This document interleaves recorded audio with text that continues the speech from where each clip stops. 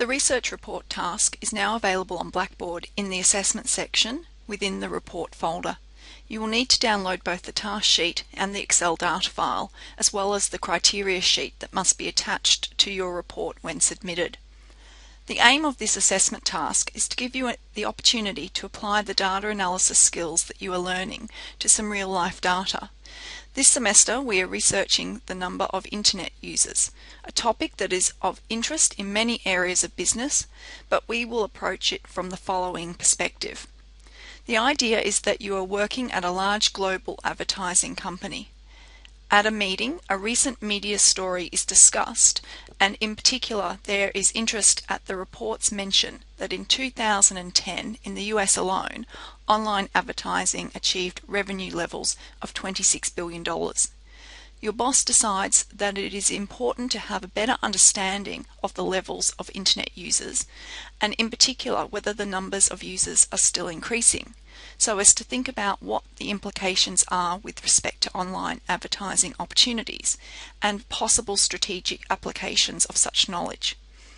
As such, you have been asked to firstly provide an historical review of the US market, focusing on the number of internet users during the period from 2000 to 2010, as well as the total revenue from online advertising during this time. The idea being to get an initial sense of whether the increases to online advertising revenue over that period can be linked to the increases in the numbers of internet users. This will provide an excellent starting point to then consider how many new internet users there were during 2010 on a global perspective. The global review consisting of an initial look at what levels of new users can be observed, followed by analysis of what factors may have influenced these levels. You may wish to do some general background research about levels of internet use, or even the impact of the internet on business generally, to gain a better understanding of the context of the analysis of which you are about to perform. A quick Google search will very easily provide some places to look for more info about these topics. In relation to the data you will be analysing, there are two sets of data. They can both be found in one Excel file available for download near the task sheet on Blackboard. The first data set, which is available in the worksheet called Historical, contains the historical review information relating to US internet user levels, as well as US online advertising revenue. This data has been sourced from PricewaterhouseCoopers, and the data set includes year, online ad revenue in millions, as well as US internet users per 100. The second data set, which is available in the worksheet called Current, contains detailed information relating to 160 countries.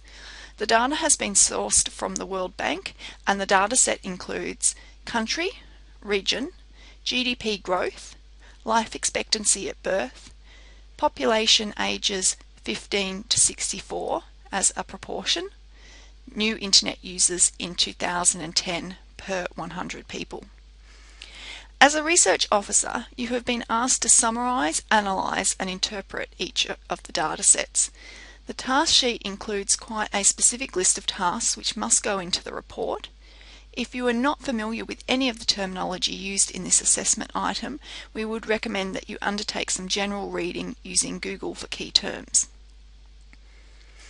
Okay, so let's start by looking at the overall structure of the report, which you will prepare, and this will give us the opportunity to talk more about the specific components as we go through.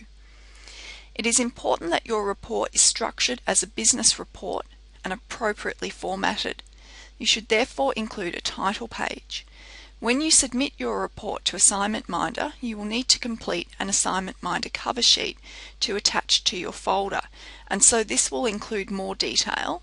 As such, the title page only needs to include a report title and your name, but feel free to be a bit creative with the title page as well. The next page within the report will be the executive summary. The executive summary is a highly condensed version of the most important information the full document contains. The idea is that someone reading an executive summary should get a good idea of the main points of the document without becoming bogged down with details. The executive summary is placed at the beginning of the document, but you won't be able to write it until you have completed the technical report section of your report, as you will need to know what your findings and conclusions are to be able to summarise them. The 4S workshops that I'll send you information about in my messages are designed to help with report writing, and in particular will also help with how to write an executive summary. I have also included some notes on what an executive summary is within the task sheet itself. The table of contents goes after the executive summary, and again this can be completed after the technical report component is written. So in terms of the technical report component, where do we start? Well, all good reports should have an introduction section, and so this is where we begin. The introduction is your opportunity to set the scene for the report, and so the first few sentences are likely to be in relation to the general topic. Maybe some background information followed by a sentence to explain why we are interested in the topic and therefore what the objective of the report is. Please keep in mind that nowhere in the task sheet have you been asked to give a recommendation about which country to advertise in, but rather your aim is to develop an understanding of Internet users, both historically for the US and then globally for new user levels, what we might refer to as a review of Internet user levels. The introduction should also include some specific detail about the data you will be analysing, as well as a brief outline of the report structure to follow. A concluding sentence is always a good way to finish off a section. While we might be tempted to then go straight into the full analysis, there is one more issue that should be dealt with early and therefore can be included as a section straight after the introduction. It will only be a fairly small section of the report, but it is important. Before we do any analysis of the data, we should consider the possibility of outliers. As we have seen during lectures, their presence can cause numerical measures to be distorted. The idea is therefore to consider the possibility of outliers before undertaking any of the other analysis, and an early section within the report is therefore logical so as to make clear that this analysis has been included, and therefore to clearly define the data set that will be used for the remainder of the report. In terms of calculations, you only need to consider the possibility of outliers for the new Internet users column of data from the current data worksheet. The best way to check for outliers is to calculate the z-score for each data value, and so this requires that we calculate the mean and standard deviation of the data column first. Remember that a z-score of more than 3 standard deviations above or below the mean suggests the value is an outlier. So in Excel, firstly find the mean and standard deviation of the current Internet user levels. Then, in a separate column, create a z-score calculation for these values. The formula can then be copied and pasted down the column so as to get the z-score for every new user figure.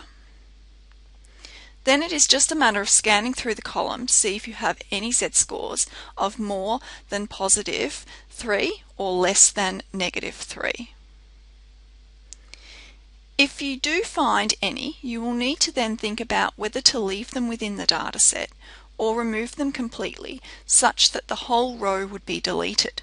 This is something that I will talk to you more about in the workshops where I can demonstrate with the actual data. Back in the report itself, your outlier section will begin with an intro sentence, basically introducing the idea of an outlier and explaining why they need to be considered. You can state what data was tested for outliers and then refer the reader of your report to an appendix with a summary of the calculations. State your findings, and if you do find outliers, you will need to finish the section by stating what was done with any outliers, as well as the motivation behind the decision.